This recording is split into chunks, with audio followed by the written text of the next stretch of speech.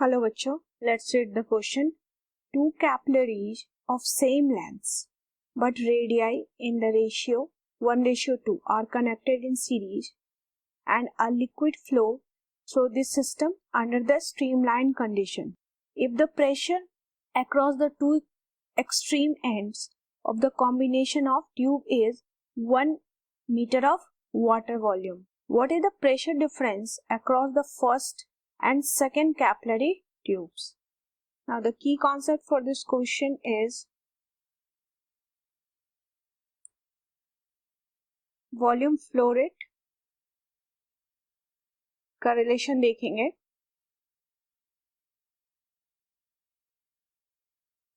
That equal to Q equal to pi into pressure या pressure difference ले सकते हैं, आर पे power 4 divide by 8 into eta L.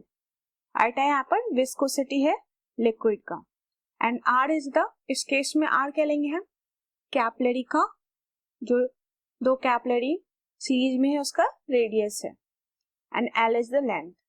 सबसे पहले डायग्राम ड्रॉ करेंगे. सपोज ये दो कैपिलरी है जो सीरीज में कनेक्टेड है, तो उसको फर्स्ट ले लेंगे तो इसका रेडियस है R1 एंड प्रेशर इस एंड का P1 एंड सेकेंड जो कैपिलरी है इसका रेडियस है R2 एंड प्रेशर एंड का ले लेते हैं दैट इज P2.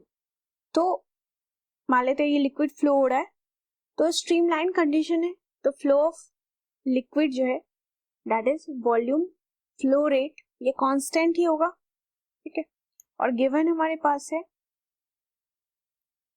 इसके रेडियाई का रेशियो दिया हुआ है, यानी कि R1 bye R2 that equal to 1/2. जैसे हमने बनाया भी है डायग्राम में, R1 का रेडियस जो है अप्रोक्सीमेटली हाफ है, तो दैट इज R1 का रेडियस हो जाएगा R2/2.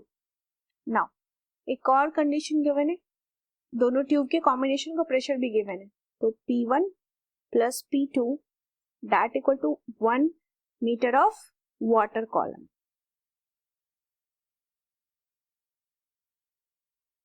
इसको इक्वेशन 1 ले लेते हैं. नाउ अगर वॉल्यूम फ्लो रेट सेम है तो दोनों कैपिलरी के लिए हम देख लेते हैं volume flow rate that is Q1 equal to Q2 होगा. फर्स्ट कैपिलरी के लिए देखते हैं, फर्स्ट ट्यूब के लिए Q1 की value that is pi into P1 R1 raise to power 4 divide by 8 eta L1. And question में ये भी गिवन है कि L1 इक्वल टू L2 है, दोनों का लेंथ सेम है, तो ये फ्लो वॉल्यूम फ्लो रेट आ गया फर्स्ट कैपिलरी का. इसको इक्वल कर देंगे सेकंड के, तो pi into P2 R2 raise to power 4 divide by 8 eta L2. Given से दो चीजें हमारे पास, दैट इज एक तो R1 इक्वल टू R2/2 है एंड L1 इक्वल है L2 के, तो यहाँ पे सॉल्व कर लेते हैं. 8 eta is the viscosity of liquid, ये दोनों कैंसिल हो गया, पाई से pi cancel and L1 L2 equal है तो ये भी कैंसिल हो जाएगा, तो यहाँ पे बचेगा P1 into R1 raise to power 4 that is R1 को हम लिख सकते हैं R2/2 पे power 4 that equal to P2 into R2 पे पावर 4. तो यहाँ से P1 इंटू R2 पे power 4 divide by 16 that equal to P2 R2 पे पावर 4. नाउ यहाँ से R वाला टर्म कैंसिल हो जाएगा, तो एक और रिलेशन आ गया हमारे पास that is P1 equal to 16 P2. इसको इक्वेशन 2 मान लेते हैं. अब यहाँ पे हमने P1 प्लस P2 की वैल्यू देखी थी इक्वेशन 1 में, तो सब्स्टिट्यूट कर देते हैं ये वैल्यू इक्वेशन 1 में. सब्स्टिट्यूट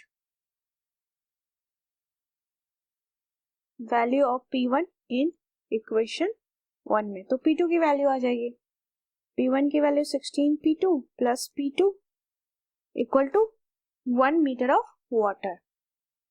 यहाँ से आ गया 17 P2 equal to 1 that is P2 equal to 1/17 metre of water.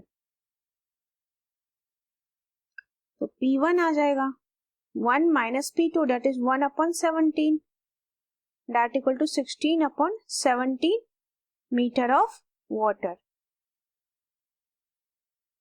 तो P1 एंड P2 की वैल्यू आ गई हमारे पास, दैट इज द आंसर। इस क्वेश्चन के लिए हमने वॉल्यूम फ्लो रेट को कांस्टेंट रखा है, तो दोनों कैपिलरी के लिए Q1 इक्वल टू Q2 हो जाएगा। तो हमारे पास प्रेशर का एक रिलेशन इक्वेशन 2 में आ जाएगा और एक रिलेशन गिवन में है इक्वेशन 1 में।